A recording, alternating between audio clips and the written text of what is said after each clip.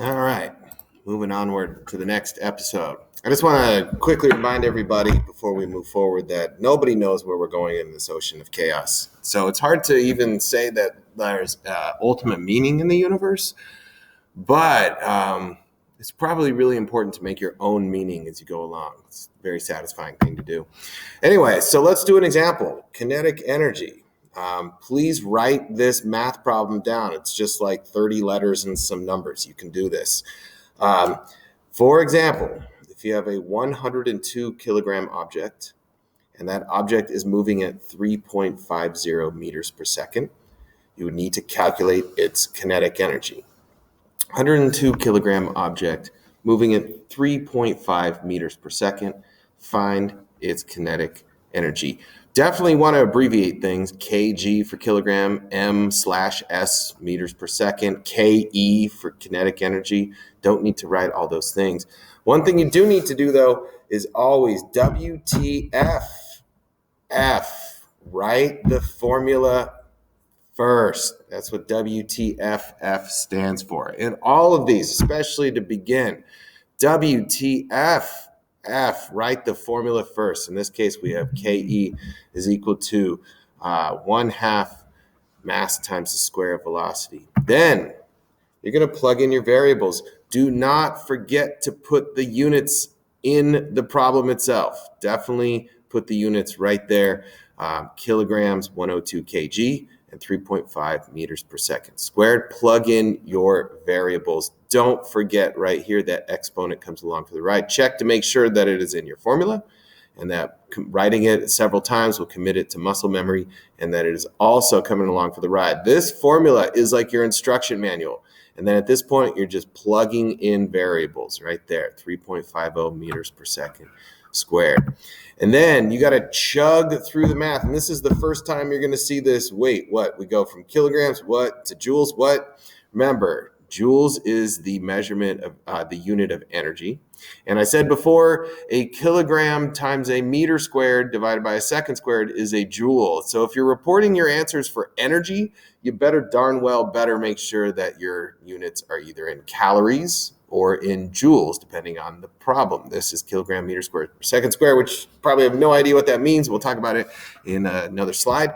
But 624.75. So what you need to do is make sure you can do this on your calculator. So stop for a moment, make sure you can execute these maneuvers. This would be 3.5, and then the X squared button is the one you want to use. So it's the third button down in the third row, I believe. So it's in the center in the third row. So 3.5, square it, multiply by 102, don't forget to divide by 2, or some of you like to multiply by 0.5. Either way is fine. You should get 624.75. Make sure you got it. Make sure your neighbor has it on their calculator. And just remember, you got to sig fig it. So this measurement has 3 sig figs because that 0 is trapped, and so it counts as a sig fig. This measurement right here has 3 significant figures. That trailing 0 counts because there is a decimal right there. And so your final answer should also have 3 sig figs, 625 joules. Don't forget to sig fig it at the very end to make it match up with the least number of sig figs in your measurement, because this is multiplication and division. So you wrote the formula first. If you are someone who needs to remember the procedure, don't hesitate to write these directions down. Write the formula first, WTF, plug in your variables, chug through the math, and then don't forget to go back and look. Not a bad idea to think, does this make sense? Well, this is 100. This is like 3. So we're looking at, actually, this is going to be a tricky one to do that because you got that square right there. So this would be about 9. And then 100 times 9 is going to be 900, but it's a half. And so around 500, 625 is a terrible example. Anyway, moving on. Not a bad idea to double check your answer. Check this out. I want you to pause the video right here I'll just not talk for a little bit. What is going on here? Let's see this again.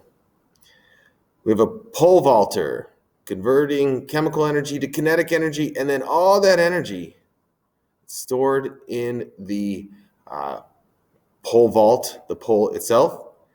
And then that elastic potential energy that's about to form right now gets converted to gravitational potential energy right there. And then, I don't know, like maybe some nuclear winter happens at the end there or something. I don't know. Anyway, so kinetic energy, stored elastic potential energy, gravitational potential energy, the max at the highest height. And then that gravitational potential energy gets converted into kinetic energy as the pole vaulter falls down. And then where does that energy go? And energy is not created or destroyed. Goes into some more elastic potential energy stored in that mat, whatever he fell upon, because it compresses the mat. And then probably lost to something like heat, like you probably feel warmth if you were to like land on your elbow or something like that. And then also sound, we can't hear that here, but gets transferred, heating up the air around the mat, etc. Always that transfer loss due to heat. So gravitational potential energy is our next example. So make sure you have this formula.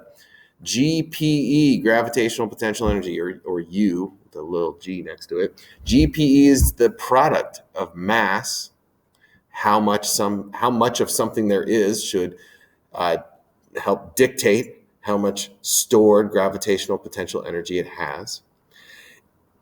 The height of that object as well. We live in this gravitational force field. We are bound by gravity to planet Earth. And so the farther away you get from that, to a certain extent, your height above zero will determine how much gravitational potential energy you have. And we see that with the pole vault example. He has less gravitational potential energy now, but more now. So height increases, GPE increases as well. And then this little g, acceleration due to gravity, 9.8 meters per second squared. Make sure you have that information down. What that means is that if you fall out of an airplane on planet Earth, in the first second, you will drop 9.8 meters. And for sake of clarity, let's call that 10 meters, because that's about 10 meters. So you'd fall about 10 meters in the first second. But then in the second, you would fall not 10 meters, but 20 meters, because you would be accelerating. The rate that you'd fall would be getting faster and faster. So in second, you would fall 20 meters, not just 10 meters. So you would have fallen 30 meters in 2 seconds. And then in the third second, you would fall 30 meters per second. Your rate would increase by about 10 meters per second again. And you would accelerate until the point where the force pulling you down due to gravity is going to get kind of counterbalanced by the force pushing up from all the air molecules that you are falling through. And you've probably heard of that idea before. That's the idea of terminal velocity, where you reach this max falling speed. The acceleration due to gravity will stop at a certain point because of the upward force due to air resistance. And we'll talk more about that in a later class. So not true in outer space. We just continue to accelerate. So, or in a vacuum. So GPE is equal to mgh. And I'm going to stop this video now and we'll start the next one.